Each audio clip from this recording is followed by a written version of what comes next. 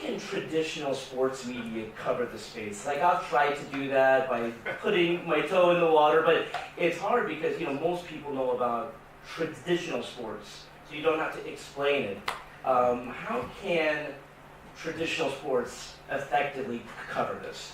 I would answer the question in two ways. One, I think you need to think about the business model, what the relevant and appropriate business model is, and how to structure coverage against that business model. So what I would recommend and what I think is going to happen is that you're going to have kind of a landed aristocracy of people who cover esports at a high level, and their content will be broadly distributed and picked up by many platforms, kind of the traditional AP model or syndicated radio model, and that will be kind of punctuated locally.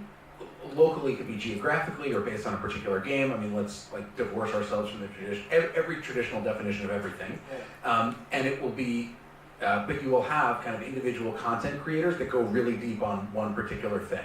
That one particular thing might be the Los Angeles Valiant in Overwatch League. It might be Clutch City Gaming in LCS. It might be even a particular player or a particular tournament. And it's going to be the combination of kind of that high level and that deep level, think of a T-shape, that's going to provide the best mix of coverage. Where I see maybe some errors in coverage of esports now is kind of a middling that misses both audiences.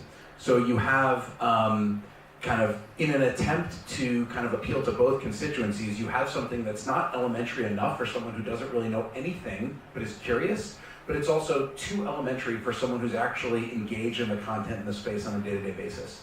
And I think just like you're seeing throughout every other form of media, really thinking hard about audience segmentation and delivering the right content to the right audience person on the right platform at the right time is going to ultimately win the day.